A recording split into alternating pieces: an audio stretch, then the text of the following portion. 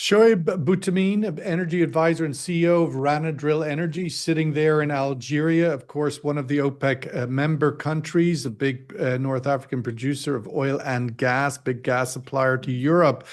OPEC was doing a little bit of a victory dance yesterday, Choeib. Do you think that was the sort of appropriate response? Yeah, I think now the International Energy Agency is accepting the reality. The reality is all oil is still, we still need oil, we still need natural gas, and we still need even coal. Even we had a lot of pressure the last few years on fossil energies. I have to remind everybody that the world still are relying on 80% of energy supplies coming from fossil energies. So I think that International Energy Agency is aware that they have one thing to highlight. There is no way, there is no gas turbines in the market to generate electricity. There is a lack. It means that we still need a line on natural gas and even for oil. And this is the reality all the time. The OPEC and OPEC Plus was really calling that we still relying on oil. And International Energy Agency was all the time talking about the plateau, the demand of oil. And this is not really realistic because we still need oil. We still investment is running. So the question ultimately is has anything changed, or the IEA were just getting it wrong? I mean, has Trump changed the outlook for demand for oil because ultimately policies and focus and abandoning transition policies, has that changed the demand trajectory, or the IEA were just wrong and now they're getting a little bit righter? I think both. It's depends on the Trump, but his withdrawal from the Paris Agreement about, let's say, climate change and all that stuff. And the second thing is the reality, what we have in hand. If we talk about renewables, Sean, renewables generate electricity. That's it. But oil and gas and coal generate electricity, and we need them for fertilizers. We need them for the industry and for the global economy. So we cannot really exclude. Now the language today is we add energy to what we have. So it's not like to exclude any kind of energy. We talk about the energy mix. That's the reality that we are talking today. But we don't have the right to say that we have eliminated this energy. So the OPEC now, I think that International Energy Agency is adhering to what OPEC was calling before, that we still need oil, not for 2 or 3 years, it's for decades. And this is what we are calling all the time, but we say that oil is sitting with us.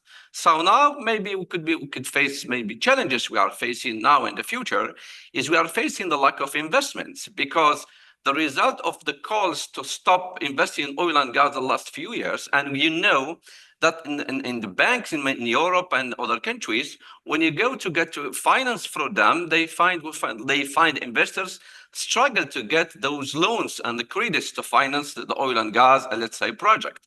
So now I think the problem now in the upcoming years is that we'll find the problem of how to finance, or that's the result of lack of finance.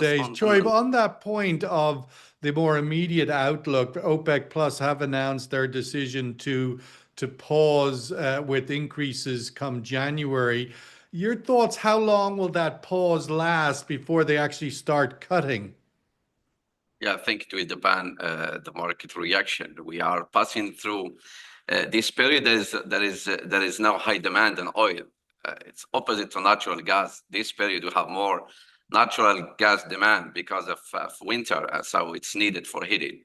I think now the issue with OPEC now we have some issues with the sanctions imposed against India. Let's say the tariffs are 50%, and even the sanctions imposed by Western countries on Lukoil and Rosneft, the Russian. So these companies are providing like 60% of the Indian oil. And I think this is where we are living a very tight market in that side. So these sanctions, I think, will contain the range of Russian export. And by the way, I think as I was reading a report that there is a discount of the Russian oil of $20. And this is a huge number, $20. Very tempting, very tempting. Exactly. And I think we know that in 2021, Even the Norwegians might be buying it at minus $20. Exactly. It could be an opportunity for other I find that very unlikely. Yeah, that could be a good opportunity for maybe for Iraq, for Saudi Arabia, and even for UAE to let's say to reconnect with their traditional customers, which is India.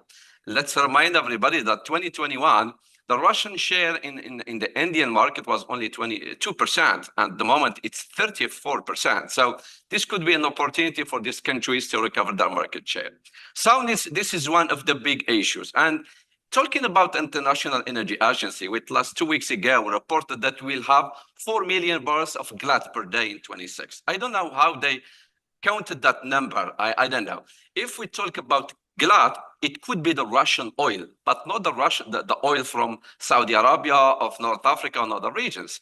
That could be the glut. But that glut, if it's not accessible, we cannot call it a glut because there are sanctions on let's say, on the producing. I mean, you can say the same about spare capacity, can't you? Exactly, I mean, it's not spare capacity unless you can really access it. Let's go to Choeib. I wanted to have last word with you on where OPEC is in all of this, because one of the big sort of decisions or the big kind of explanations as to why OPEC Plus has been increasing their supply quotas this year is to try and find where the reality is in terms of production base levels for all of their members so that they can set new baselines.